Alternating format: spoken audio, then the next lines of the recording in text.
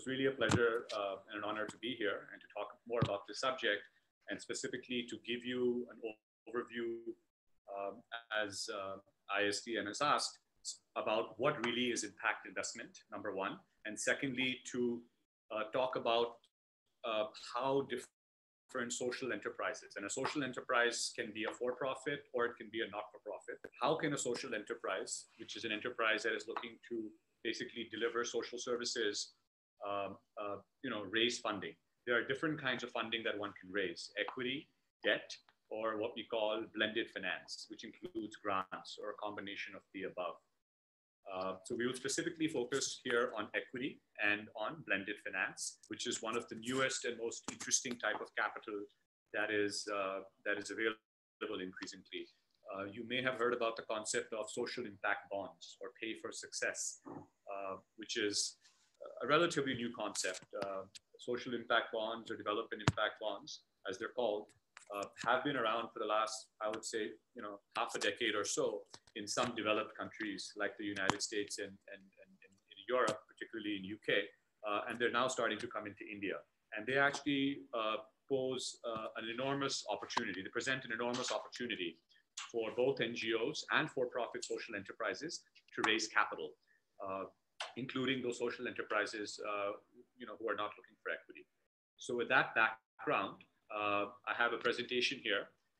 We'll take about 30 minutes or so to walk through this, give you a nice overview of the landscape of what exactly is impact investment and what's really happening in the sector.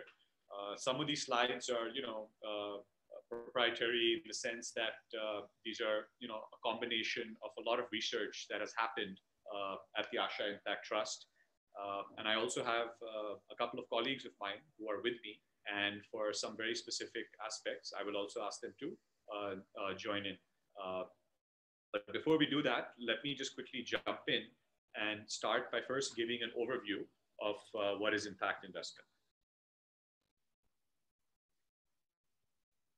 So impact investment, many people, the reason this subject is a bit fraught sometimes is that impact investment means different things to different people. It's a very wide industry.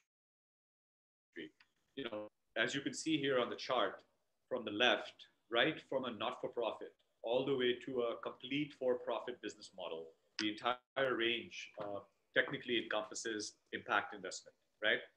On the left side, just to walk you through this, you have traditional not-for-profits, which people are familiar with. And how is that different from what we're calling an enterprising not-profit or venture philanthropy? So let me give you an example of a soup kitchen. A very traditional mode of philanthropy is, let's say you give money every year to feed the homeless, right? So you're giving an expenditure and that's being used for a social activity, but that money never comes back. And every year you have to give that same grant. Now, an enterprising nonprofit or venture philanthropy, it's still a not-for-profit, but what that organization does is it uses that grant to, let's say, build a kitchen and to hire people from the community and to maybe charge a small price, maybe 5 rupees per meal. But then that 1 crore grant that I give doesn't have to be given every single year to feed people. I can build a sustainable model that generates some revenue to make it more sustainable. That's really the key here, sustainability. As we move towards the right, a social enterprise is basically a for-profit enterprise. So that's the distinction. So this is an enterprise that's structuring itself in a for-profit way. But because it is serving low-income people, the prices have to be lower. There's a challenge of access and affordability, right? So your margins are going to be lower. I can set up a hospital or a school, at the high end and charge high fees or high prices to conduct surgeries and make a very profitable business. But if I want to provide, let's say, education or healthcare to the poor, the price point is going to be lower, right?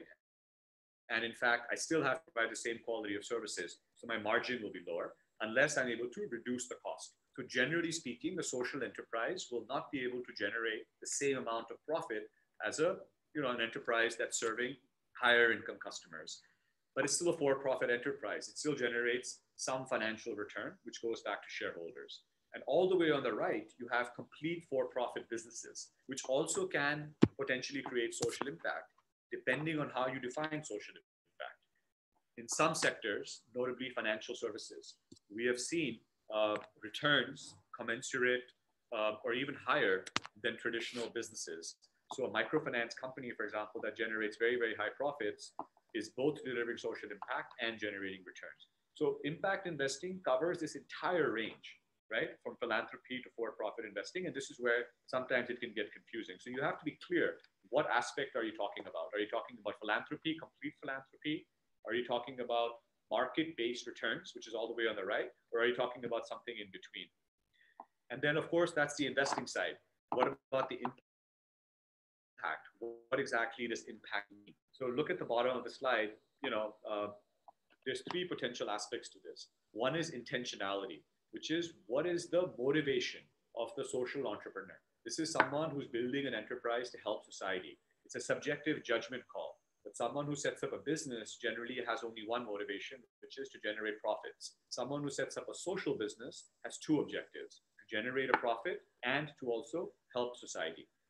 When we say social sector focus, what do we mean? There's many, many sectors that one can invest in. Venture capitalists, invest in all kinds of sectors. So think about this in terms of needs versus wants, right? Every human being has certain basic needs. Those basic needs are what qualify as the basic social sectors. We all need a house. In addition to housing, you have waste management, you have energy access, right? You have education, you have healthcare, you have financial inclusion, and you have a few other areas like agriculture and livelihoods. So this is what we mean. So generally, in any of these 7 or 8 social sectors is what you would constitute as impact investing. And thirdly, the beneficiary focus, an explicit focus on low-income groups, which can be defined in a variety of ways. It can be the absolute base of the pyramid, or it can be various levels. So it's important to understand that, what exactly is impact investing. And if you look at the next slide, when we say IIC, we're talking about the Impact Investors Council.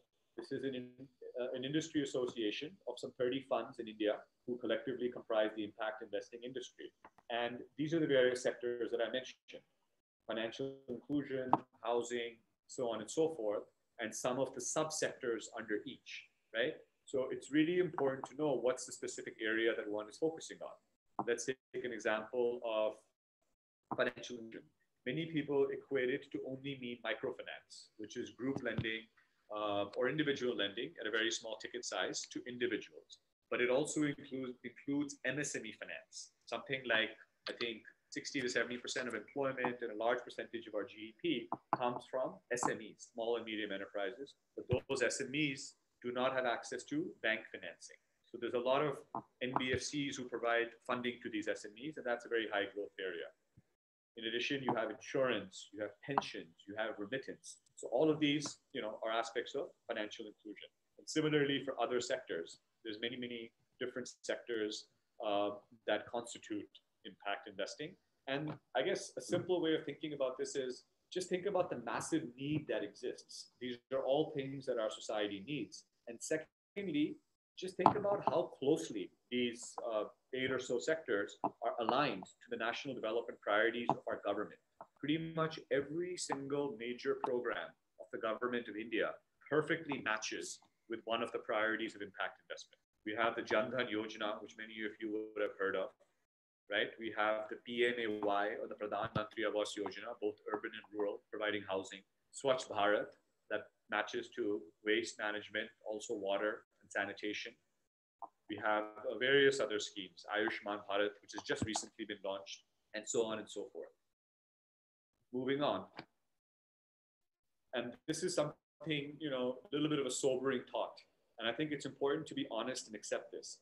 There's a lot of attention that's been given to impact investing over the last decade or so, since just this word itself was coined recently by the Rockefeller Foundation. And now it's, every university, all over the world, it's a huge movement. All kinds of professionals want to get involved in this, and people think it's the panacea sometimes to all of the nation's problems. What is this showing you? In total, the annual spend of impact investing in India is $1 billion US, or about 7,000 crore rupees. This sounds like a high number, but it's actually just a drop in the ocean, especially given the scale of our country and the scale of the problems that we're facing. Look at this in comparison. Philanthropy is almost a $10 billion industry. Just CSR is something like 40,000 crores has been spent on CSR in the last, I guess, up till FY17, from 2014 till March 2017, 40,000 crores was spent. That's almost 10 times impact investment. And who is the largest impact investor? It's the government of India. The social sector budget of the government of India is $163 billion, or approximately somewhere in that range. So what does this mean? This means that impact investment is important, but by itself, it cannot solve any problem. Impact investment is useful because it brings a venture-based approach to development. It brings a professional, a business-oriented, market-based approach to looking at problems in a very focused and professional way. And therefore, it often leads to innovation and identifying sustainable models, and it's able to crowd in private capital. But the business models that one is able to identify through impact investment, if we really want to affect change at a large scale, can only happen when those are scaled up using philanthropy or using government. In other words, impact investors can often find good solutions. I'll give you one example: microfinance. It's something many people are, knowledgeable about. What is it about microfinance? So there was an entrepreneur, Mr. Muhammad Yunus, right, who's widely credited with starting this movement in Bangladesh. He received a Nobel Peace Prize. For what? What was his discovery? It was 5 or 6 basic microeconomic factors. The fact that when you lend to women, they're more likely to pay back than when you lend to men. The fact that you must lend in a consistent ticket size. The fact that the biggest finding probably was the joint liability group, that you can lend to 5 women, they pay back every week or every month. And if one of them is not able to pay back, the other ones cover, and so on and so forth. And just with these 3-4 different aspects, another one being the low cost of delivery. You can't hire a high-end 30,000 rupees a month to do last mile rural financial services delivery. There's a reason that banks were not able to lend in rural India. How did microfinance do it? They figured out this model that you can profitably and sustainably deliver financial services to the last mile, and it worked. But the government had a huge role to play. When the government saw that this microfinance industry is working, they helped scale it. They improved regulations, for example, through priority sector lending, driving private capital to microfinance through the business correspondent framework, and so on and so forth. So you need a combination of private sector innovation to come up with these models, and impact investment is really, really good at figuring that out. But then ultimately, when these models work, they can only be scaled up through the large philanthropic resources that exist, some of which should overlap and come into impact investing, ultimately with the government, which in our country and in many other developing countries continues to remain the biggest impact investors. So this is to give you a little bit of a sense, just brief, as to what really is impact investment and give you a bit of a context to this. Now, moving into some of the trends in impact investment in India, I've already spoken about the microfinance success story and what caused it, but just look at the scale of this, guys. These organizations, SKS, Equitas, Bandhan Bank, Ujjivan, Janalakshmi, right? Many people talk about venture capital, unicorns, so on and so forth. But how many of these companies actually make profits? How many of them actually make revenue? And how many of them are just, propped up with investor money? These are all companies with, hundreds of millions of dollars of revenue, millions and millions of customers, IPOs, large scale. These are the actual unicorns of India. These are companies which 7-8 years ago, when this industry started, were tiny little companies. Now, when the Reserve Bank of India gave out small finance bank licenses, dozens and dozens of people applied. The largest corporate groups in India, the Tatas and so on, they all applied. Who was given those small finance bank licenses? These erstwhile microfinance companies who are now small finance banks. So this should really not be underestimated. People talk about Flipkart, they talk about this, that, and the other. This is the real success story of India in the last 10 years. And it has come from an industry just investing $1 billion per year. Cumulatively, this is about 5.2 billion. And these are stats from McKinsey. So this is a highly credible, research study that we commissioned. which tried to bring together all the data on the industry. And what this is basically showing you is that in India, roughly, this is about $1 billion a year industry. Look at how the average deal sizes have been rising. So all of these averages hide a lot of nuance. So the average deal size are fairly large, right? And these are often skewed by large financings of, mostly financial services companies. But this includes, also on average deal sizes of $1 to $2 million in many, many other sectors. And let's look at that sectoral breakup. So take a look. First point is that look at the chart on the top. What is that showing you? Of the total amount of deals done in India, okay, which qualify as impact deals, because impact deals have to be determined from the deal itself, not from the investor. So is this an impact deal? So we make a list of all these impact deals, which cumulatively adds up to 5 billion. Now, who did these deals? 50% of these impact deals were done by conventional VC funds, only 20% by impact investors. This is in terms of the value of the capital. So meaning obviously the conventional VC funds are doing the larger financial services deals. Impact investors are doing a lot more deal in terms of volume, but in terms of value, they're smaller. And 32% club deals, which means there's an increasing tendency of impact investors and so-called commercial VC funds to do deals together. And look at it in terms of sector diversification, okay? In terms of value and volume, almost, 80% is coming from two sectors: clean energy, which is renewable energy, and financial inclusion. All of the other sectors, which are equally critical, agriculture, healthcare, education, make up a much smaller portion certainly in terms of value, but also in terms of volume. And these are, again, historical stats over the last 10 years. This is now starting to change as the impact investment industry is focusing more and more on these other areas and these other sectors.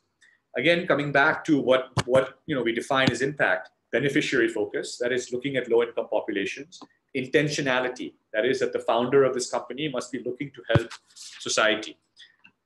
The company or the NGO needs to actively and credibly measure the social returns. And of course, generally there'll be a focus on these social sectors. So this is a survey that was carried out. Just for clarity, LP is limited partner, who's usually an investor into these funds, and GP is the fund manager himself. Myself, Asha Impact, Sequoia Capital, Avishkar, Low Capital, that's the GP. And the LPs are the people who give us the money to invest in the social enterprises. So this was a questionnaire asking that what really means, what does impact investing really mean? And as you can see, the number one reason is businesses which are targeting the poor and where social impact is built into the mission and someone is actively measuring that impact. So this is just, again, from that same McKinsey survey, objective stats on what constitutes impact investing. Here is the data on the returns, okay? What kind of financial returns do impact investments generate? There's a lot of data on this slide, but I'll basically summarize it for you by saying that the average or the median return that impact investments have generated is 10% IRR, or internal rate of return, or annual rate of return. That is a pretty high number. It doesn't sound very high, but that's the median return. It is as good, if not better, than mainstream venture capital and private equity. And this is for all deals. As we know in venture capital, many deals fail. So the overall return is 10%, but the top tercile of deals, the top 10% of deals have generated a median IRR of 34%. Okay, so the basic headline here is that impact investment has now been demonstrated to generate financial returns, which is why it's attracting more commercial capital, which is why there's greater and greater interest in the space. And of course, we will caveat, as we already have, by saying that a lot of this is basically going into financial services, which is microfinance and SME finance, and into clean energy, not into those other sectors. A lot of these top returns have come from financial services, and all of those other sectors, which are so critical for national development, which are the sectors where likely most of you are working: agriculture, education, healthcare, energy, waste management. Those have not yet generated those exits. But again, this is a very, very young sector. So it shows you that the potential is there, and hopefully, this will also happen in those sectors. And this is the last slide of this section. It shows you the potential of impact investment to really, the kind of impact that it can create and the future potential. So annually, currently, it's around $1 billion a year. This is growing at 20-25% per annum. So meaning that this is soon going to become a $6 to $10 billion annual industry. And as you can see, in terms of the number of people that it impacts, 18 million people are being impacted every single year. And again, it depends on whether you talk at a household level or at an individual level, but the impact is clearly tremendous. So a combination of the sustainability of these models and the fact that this really impacts a lot of people is what makes us quite exciting. So that's all. What are the challenges? Okay, there's 5 major challenges facing impact investors in India today. What is the job of an investor? An investor does 2 things. An investor raises capital, he invests that capital. 2 of our challenges relate to raising capital. Most of the money that has gone into impact investing has come from development finance institutions, and it has come from some high net worth folks, but mostly it's foreign capital. There's an enormous shortage of domestic capital and a huge shortage of non-equity capital. Most of this capital is seeking market returns. So we need to diversify this pool of money. It cannot just be the foreigners who are funding the development and the growth of India. Eventually, we're not a poor country. I mean, we're a middle-income country. There's a lot of wealth that has been created in India in the last so many years. So that wealth needs to be reinvested for the benefit of India. If Indian business, if Indian billionaires, if Indian capital, both individual and institutional, is not being invested in India, why should foreigners invest in our country? That capital needs to be unlocked. And that is, frankly, one of the main things that Asha Impact does. We are one of the few platforms that raises capital from large domestic investors. So that's getting the capital. And again, we mentioned the government is the biggest source of this capital. So creating an enabling policy and government regulatory environment, for example, allowing CSR capital for social venture capital funds and blended finance instruments, there are still regulatory bottlenecks to do that. And there's a lot of effort underway right now to push the government to allow these larger, we showed you that slide, $1 billion impact capital, $10 billion of philanthropic capital. If some of that capital can come into some of these instruments and some of these tools, just imagine industry can scale 10x, not in 2020, but today. So that's the challenge in terms of increasing the pool of capital. What about investing that capital, right? So point number 3 talks about expanding the pipeline. We cannot just have impact investors investing in financial services. You need to create large investable social enterprises in these other sectors. 4th, again, the government of India, as we showcased, has massive social sector programs. The private sector is kind of almost sometimes separately doing its work in those very sectors. There's a lot of potential for many social enterprises to better align with and better leverage many of these government programs, which can be subsidies, which can be incubation, and which can even be, using the government as a procurement channel or as a customer. So there's a lot of potential there which has not been used. And finally, our job as investors is not just to put capital, but to bring professional management, governance, and business know-how, expertise, and networks to really help scale these companies. So that is, again, a challenge that all of us as investors face. So this slide sort of lays out, in a nutshell, what impact investors need to do. And this next one is, again, so now for each of these 5, just sort of summarizing it, this slide lays out the tremendous number of players that exist. So it's a large industry. The impact investment sector in India is, I think 40 members are there in IIC itself. And there's probably, I would say, up to 80 impact investors active in India from huge institutions that have billions of dollars in capital, like a Responsibility or an FMO, to large local funds like an Avishkar or an Omnivore or an Elevar, and mostly on the equity side. and several people doing debt as well. But what's missing here? How many Indian names do you see here, right? So we need to unlock domestic capital and Indian capital. There's not a single large Indian institution right now that is, that is involved here. Secondly, and this is the whole point about unlocking philanthropic capital, blended finance capital. We're going to have a whole discussion on this in the next section with my colleague Aparna. So I will sort of jump over this slide and allow Aparna to explain to you how exactly social impact bonds work. But we fundamentally believe that this is one of the biggest solutions to unlocking capital for NGOs and the vast majority of social enterprises who are not necessarily able to raise equity impact investment capital because they're not able to give market-based returns. And many investors are looking for those market-based returns, and thus they can only invest in a very small subset of impact enterprises. The vast majority of enterprises, let's say you're an enterprise, let's put numbers around this. Philanthropy is what? 0% return, right? I give money. That's actually capital repayment. So it's a 0% return, but I get my money back. I give you a crore, you pay it back after 5 years, but it's a 0% return. Market-based return is 25% IRR. That's generally what venture capital funds target. That's a pretty aggressive return. That means doubling or tripling my value in about 4 or 5 years. So if today I've got 10 crore revenue, in 5 years, I have to double that or triple that. Only companies who can do that can deliver market-based returns. So what about everybody else? What if you're able to generate a 5%, a 10% IRR? That's a healthy IRR. Any philanthropist would be happy with that, but a market-based investor would not be. And right now, there's no capital tools for that. So blended finance is essentially that entire spectrum from 0% to 20%, 25%. And social impact bonds are one example of that.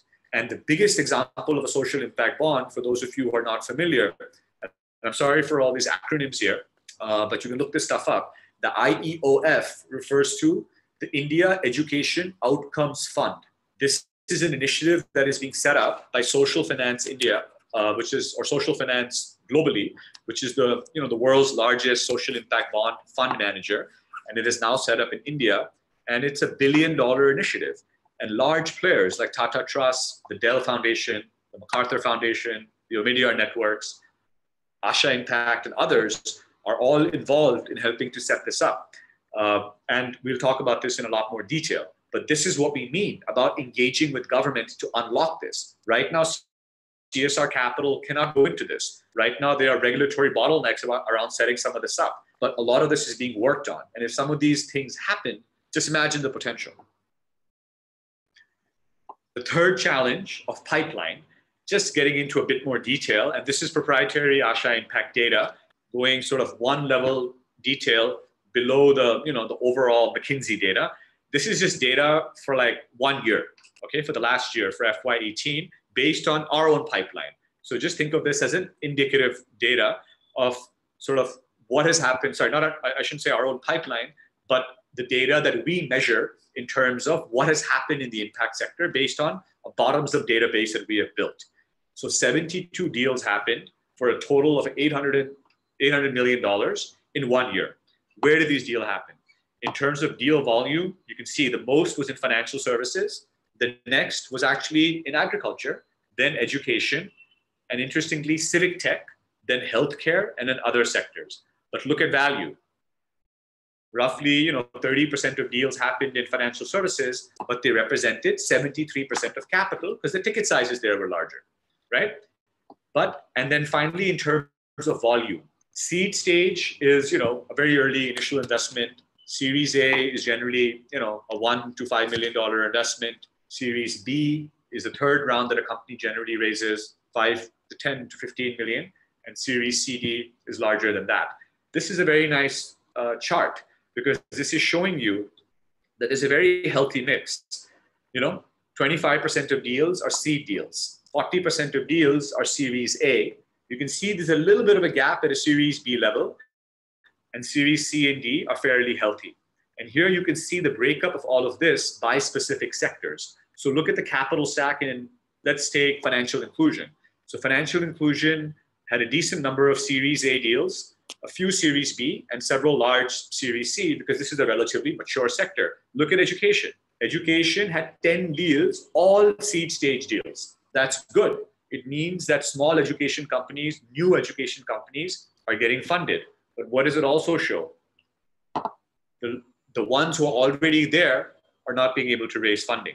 The best stack, as you can see, in agriculture. It's nice and balanced. Early stage agri companies are raising funding.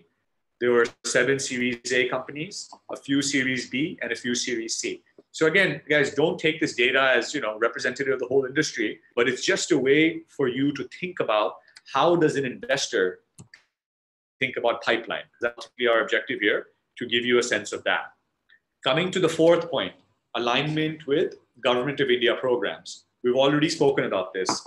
In each and every sector that impact investors focus on, these are major government programs with thousands of crores of capital and interesting regulatory aspects.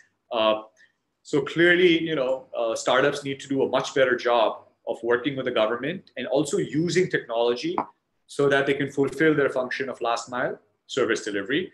And these sort of 4 things at the bottom is essentially what we feel are the 4 priorities of what really needs to happen to scale impact investment in India, in a summary, which is one has to bring in domestic capital and business expertise. There's a lot of organizations in India, but you need to scale them. One has to engage more with the government. Technology has to be used, as much as possible, not as an end in itself, but as a means in any business model. So we do not believe in technology as a sector. Technology applies to every single sector. In financial technology, you have fintech, you have ed tech, you have health tech, you have ag tech. Every single business these days has to focus on the customer and how do you use technology. So technology really has to be seen as a cross-cutting. Of course, there's many, many different aspects to technology that one can talk about, from the web to mobile to AI, ML, enterprise, user interface, and so on. And finally, we have to have a bit more of a global orientation. We know India is one of the largest markets in the world, and India, frankly, is one of the leaders in impact investing globally. It really is. It's the hotbed of innovation. Every problem under the sun exists here, unfortunately. But we also have a lot of solutions. We have the maximum number of entrepreneurs in our country working on those problems. And just think about the examples of both between, South-South cooperation between developing countries, lessons from Africa, like let's say in mobile banking and M-Pesa, they're way ahead of us. Or let's say in solar energy in Bangladesh, which we can learn over here. For that example, even for that matter, even microfinance. And many, many things which are happening in India, which can be taken outside. So there has to be a lot more exchanging and replication of models across South-South, and also taking lessons from the global North. For example, social impact bonds, which have happened in the United States, which have happened in the UK, have not yet happened in India. And the final slide I'll just quickly sort of mention is, again, reiterating this point that ultimately the objective of a venture capital investor is to generate exits. The company may scale, often they do, but unless you're able to exit or sell that investment, a seed guy selling it to a Series A, selling it to a Series B, selling it to a Series C, you're not going to generate any returns. Now, the good news is, look at this data across multiple sectors. And so remember, the McKinsey data showed 10%. This is more of a self-selected sample of actual exits that have happened. And look at the median IRR here. It's as high as 41%, right? And as you can see, it's not just restricted to financial services. In fact, in healthcare, it's even higher. It's 58%. In agriculture, it's 45%. What does this mean? It basically means that if you are successful in building a model that works, you can actually generate a lot of returns, okay? Not just social returns, but financial returns. One example I'd like to give is a company called Varthana. This is a school financing company, a non-banking finance company that lends to schools. Just look at the journey of this company. In a short span of 4 years, this company started in 2013, raised $1 million seed round, 6.5 crores. Some angel investors supported them. By 2014, the company had scaled up enough to raise, about 30 CR of equity capital from impact investors, including Asha Impact. As the company scaled further, by March 2016, it reached its Series B round.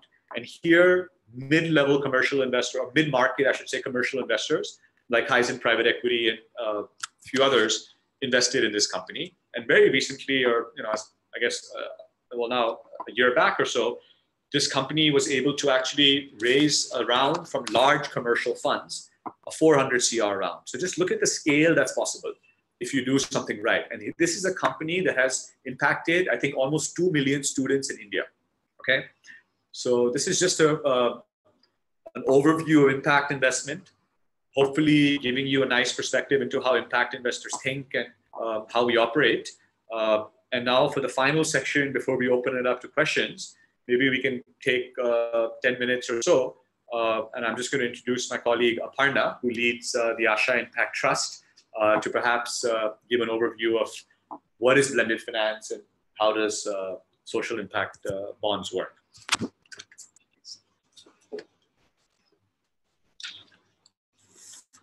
Thank you, Kartik, and good evening, everyone. So I think that was a good summary, and Kartik sort of laid out, blended finance and the role for that really as we look at the impact investment sector overall. So while, impact funds such as Asha or Avishkar and Lok are actually targeting some of the social enterprises that are ready to scale and are ready to accept these kind of the larger checks, there is also a large number of social enterprises and NGOs that can't actually, take in such sort of equity investments. So for them, it's obviously the options are either venture philanthropy or blended finance, as Kartik mentioned, and social impact bonds are one such structure.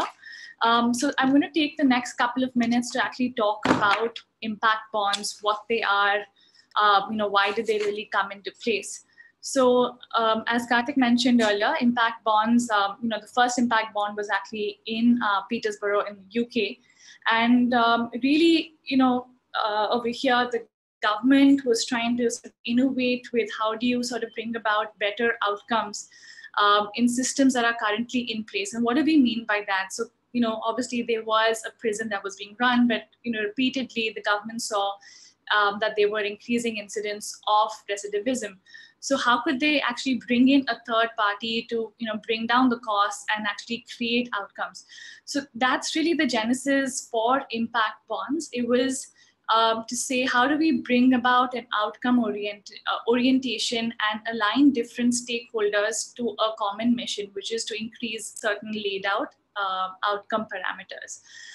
So I'm going to walk you through who are the key sort of players when we talk about an impact bond, what are sort of the metrics that one looks at for each of them. So the first main party that's involved in an impact bond is an outcome funder. The outcome funder is really driving the whole, setting up of the impact bonds, because they are the ones who care about certain outcome metrics, and they are the ones who want to put out certain capital and have traditionally been paying some amount of money to achieve outcomes. Traditionally, we've seen governments doing this. So for example, as I talked about the recidivism example, or if we talk about education, and Kartik mentioned this earlier in the presentation as well, government is sort of the largest impact investor. So they have budgets that they set out to meet certain social objectives. Now, typically, a lot of these investments have been made in a very input-oriented manner. So the government would, put aside a certain amount of money that it wants to spend on education or on improving healthcare outcomes, but really nobody was tracking outcomes. So what impact bonds have really done is to shift that focus from input to outcomes. So the outcome funder is really the main party that's driving this. The second main party is the risk investor over here, who is the one who puts up the upfront capital or the working capital as we talk about it. So what this does is, if typically the government puts out money to achieve certain outcomes, in this case, the risk is actually shifted onto the risk investor, the shift is actually done, the risk is shifted to a risk investor, who then puts up the upfront capital and make sure that certain outcomes are actually achieved and are measured. And only when these outcomes are achieved does the outcome payer actually pay the risk investor the capital back plus a certain amount of principal that is agreed upon earlier. The third main party here is the service provider, which can be mutually selected by the outcome funder as well as the risk investor. Now you do see a lot of other actors as well over here. We've talked about the risk investors, we've talked about the outcome funders and the service providers. The intermediary is an organization that is bringing the three together, that is making sure that the outcomes are pre-decided and the price per outcome is set. And the evaluator is an independent organization that actually verifies whether these outcomes have actually been met. So that's really how so bond is actually a misnomer. It's just a contract that is set between an outcome funder, a risk investor, and the service provider, stating that if the service provider meets certain outcome metrics for a population in need, then the risk investor gets their capital back along with an agreed upon interest. And typically when one talks about impact bonds, as Kartik also mentioned, these are seen as mutual return instruments. So the risk is actually like an equity instrument, but the payments are as of such as debt instruments. Just one more slide. Yeah. So quickly, just in the interest of time, why did impact bonds really come about, and what are some of the benefits? I touched upon this briefly already, but overall, what outcome bonds or impact bonds are really doing is bringing about an outcome orientation in all the stakeholders involved, where the outcome payer is actually just paying for the outcomes that are achieved and transferring the risk onto a private investor. So in this sense, it's also crowding in a lot of other private investors who typically would not have looked at such instruments to begin with. For the case of the government, who would come in as an outcome payer, this means that they can actually strategically use their money and only fund and scale up those interventions that really work. So in this case, it really brings about streamlining their investments as well. For the investors, as we talked about, it brings about a mission-aligned investment opportunity, and also opens up another asset class of investment for them. And lastly, for service providers, who are really the biggest beneficiaries here, they get a lot more flexibility in how they can actually utilize this capital. Because typically, they also need to report to their grantees how the money is being spent. But what impact bonds does, as I mentioned, is moves the focus onto outcomes. So essentially, how the money is getting spent is not tracked, but what is actually getting achieved from that money is really what everybody is looking at. So that's really how impact bonds came about, and that's one of the few blended finance instruments that is around today. You can use other forms of capital, philanthropic capital, or CSR specifically in India, to look at loan guarantees, which again would help crowd in private capital, but we can obviously talk about that later as well. With that, I'll hand it back to Kartik to conclude the session and open it up to questions as well. I think we can both say the questions. Yeah. So hope that was helpful, guys, and happy to answer any questions.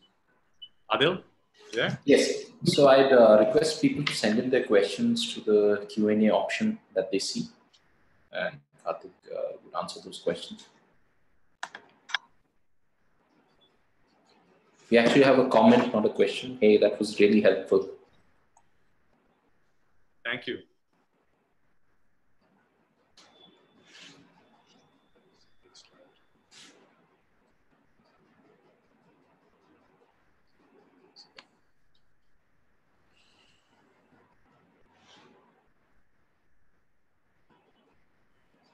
Go ahead, guys. You can ask us anything you want. We have 10 minutes. Fire away. Sorry, we went really, really fast. I mean, there's a lot of content to cover there. I know we have our first question by Soumya Saxena. The question is, could you give us a sense of the bottlenecks in the DIB process? Great question. We have a slide on that, which we did not cover. Just talk about that. That's it. Here you go. Amazing. So thanks, Soumya, for that question.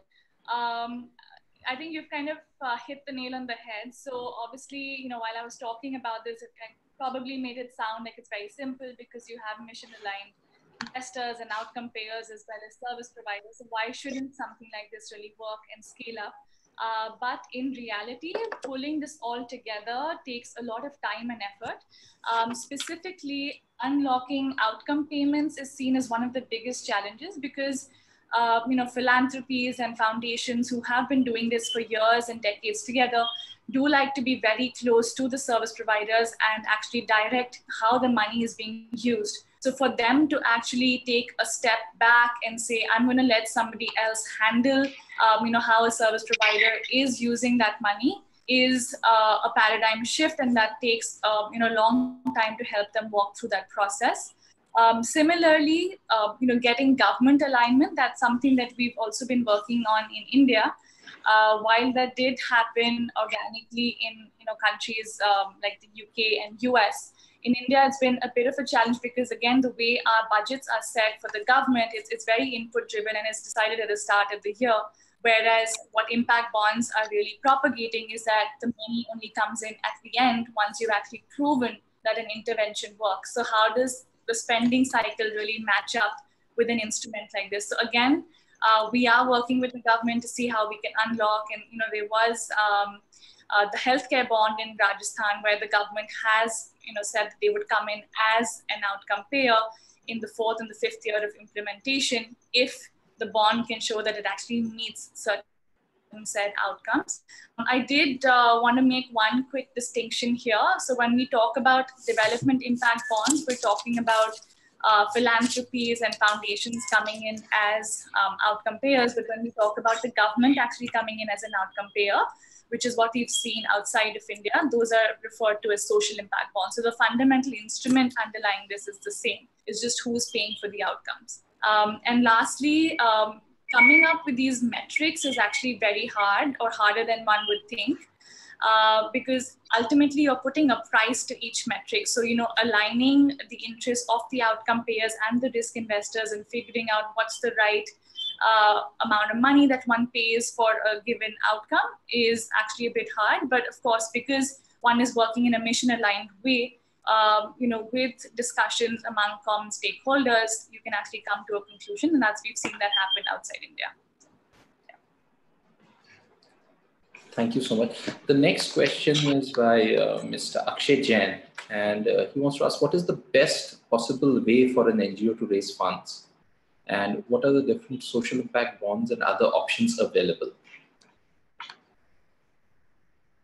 Okay, so look, there's two questions there. I mean, the first question is a difficult one to answer, Akshay, because it really depends on your model, right? I mean, what's the best way for an NGO to raise capital? I mean, look, I mean, there's grant capital, obviously, and we talked about the distinction between venture philanthropy and traditional philanthropy. So my one-line answer would be focus on venture philanthropy. Focus on making your model as inherently sustainable as it can.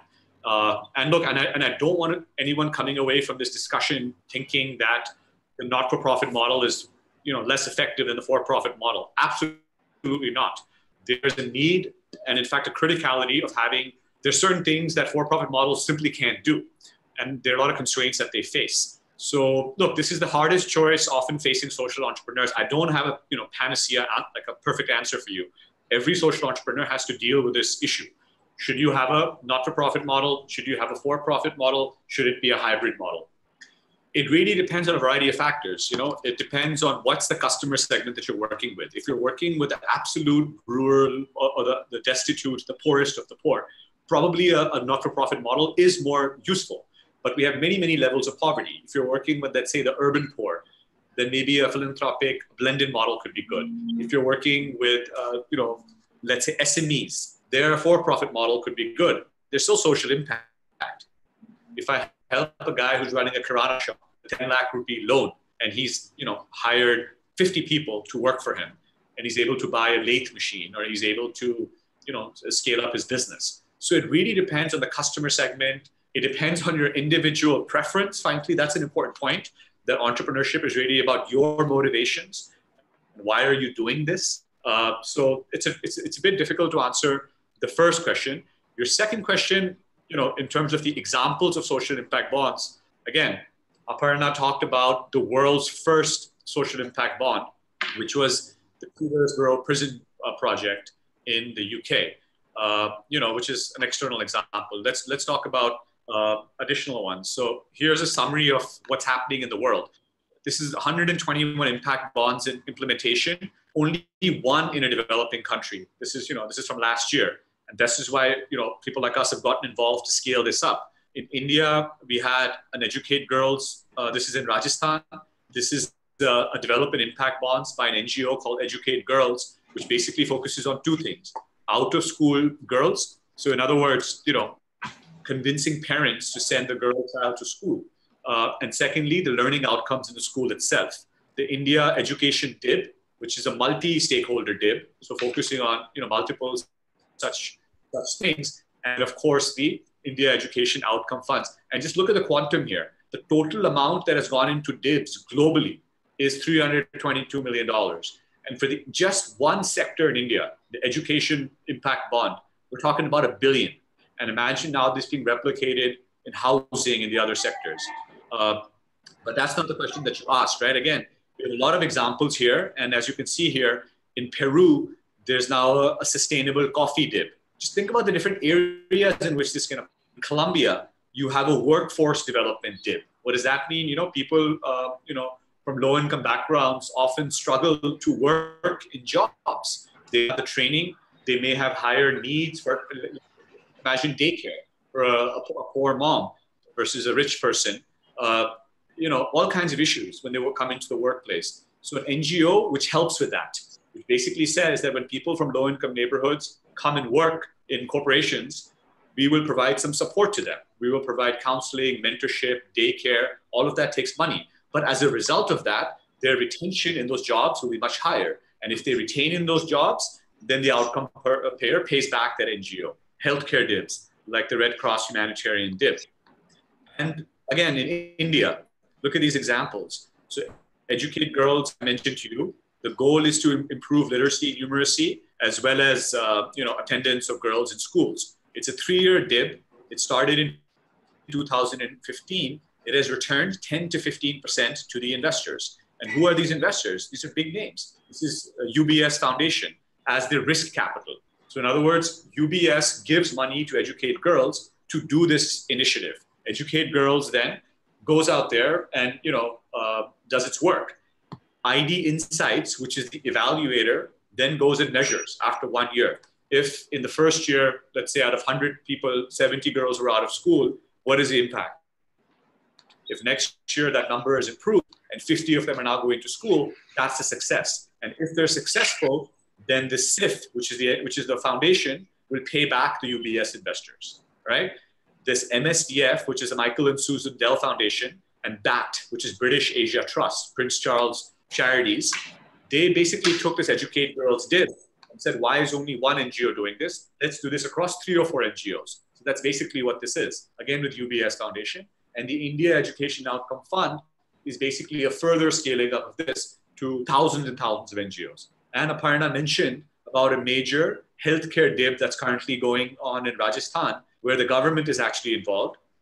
And that is, again, something in healthcare. And these are just the well-known DIBs which have been well-structured. What we have not talked so much about, Warren's mentioned, is that this concept of pay for success doesn't have to be restricted to a social impact bond instrument, okay? It can apply to any other kind of instrument as well, which one can create. It basically means you only get paid out if you're successful. So to put it in the simplest possible way, a private investor takes the risk, which normally a government would take, okay? I just want to make sure that this concept gets through clearly, right? So a government would, let's say, build a hospital, and we say no. The private sector, and by the way, private sector includes nonprofit, means the non-government sector. The private sector should build a hospital because it's more efficient than government, okay? So fine. So me as a private funder, I'll fund that hospital, and then someone will measure. Did the incidence of malaria go down? Did the treatments happen? Did the water level go up? Did the educational level go up? And if those metrics are met, then the government pays back. So the government or the foundation is only paying in the case of success. And because I've taken that risk of funding that, I also could get a small return. So just think about the many, many ways this can be constructed. So don't think that it's only these impact bonds and these fancy instruments and these marketplaces. I'll give you an example with Varthana. Varthana gives, which is the company we mentioned, Varthana gives loans to affordable private schools, right? So you have a school in a low-income neighborhood. It teaches, 1,000 children. It charges 2,000 rupee fees. This school is earning good money. It's earning whatever it is, 20 lakhs or something per month, and it's generating a decent margin, right? And this is a slum school where your driver or your maid's son or daughter is going to school. And this school is generating healthy cash flows, but no bank is going to lend to that school. He doesn't have collateral, he doesn't have proper books, but it's a profitable business. So this is where impact enterprises get involved, he lends to them. But for Varthana to be profitable, like microfinance, and we didn't touch upon this topic, they will charge an interest rate, around 18 to 25%, which some people consider extortionate, too high. It's not. This is the cost of service delivery, which is required for it to be profitable. But yes, it is still a high interest rate. That school has to pay 20% interest rate. So where does financing come in? So me as a foundation, right, or me as a lender, I'm giving Varthana, let's say, 100 crores, and Varthana is lending that money to 100 schools, 1 crore each, correct? And each school is using that money to build classrooms, to hire teachers, et cetera, et cetera. And they're paying 20% interest rate on that. But by virtue of them having that capital, their learning outcome should increase, their performance should increase. Okay? So let's measure that. So now if Varthana has given a 1 crore loan to a school in, Janakpuri or Dharavi, okay? And that school now, based on that loan, improves the quality of the school and the learning outcomes for the kids go up. I can measure that in year 1, the average score of this, in year 2, because the school has now done some work based on my loan, the school has used that loan properly to improve the learning outcomes. And if the school is successful in improving the learning outcomes, I'll reduce his interest rate. He doesn't have to pay 20% interest rate, he can pay less. That's results-based financing. He has delivered the result of delivering the education. So therefore, we give him a concession on the interest rate. So the application of this it's a concept. It's not necessarily an instrument. So, so it can be applied anywhere. Every single organization, every single one of you who's listening into this can apply the concept of results-based financing in your organizations, whether you are not-for-profits, whether you are for-profit, whether you have lending models. I think just to add to what Kartik is saying, ultimately it's the outcome pair. They need to realize that there are some savings or some efficiency that's being driven by such a model. So you can't, it's by no means a silver bullet, which is what Kartik was also saying.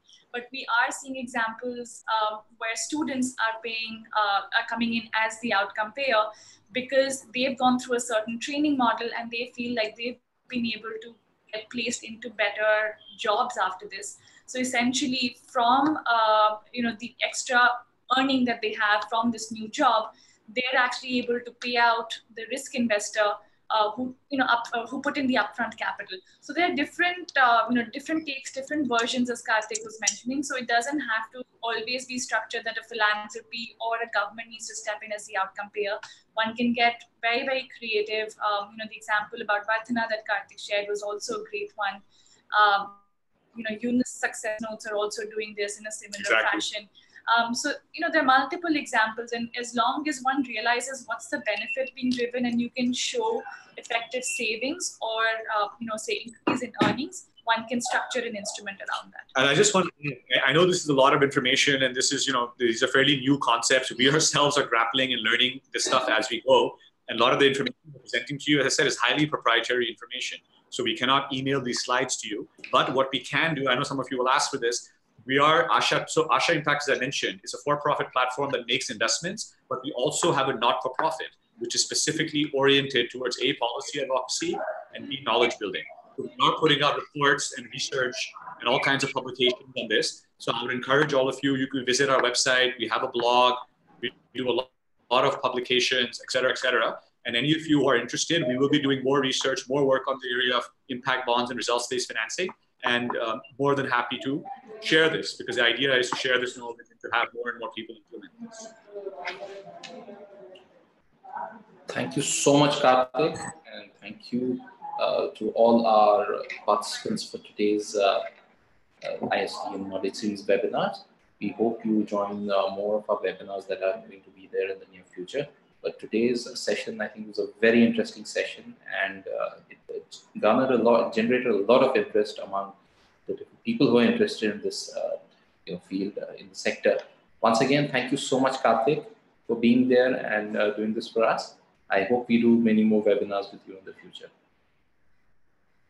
Thank you very much, Adil, and all the best to all of you and the great work that ISDM is doing. Thank you very much. Thank you, Kartik. Good night, everyone. Thanks. Bye, everyone.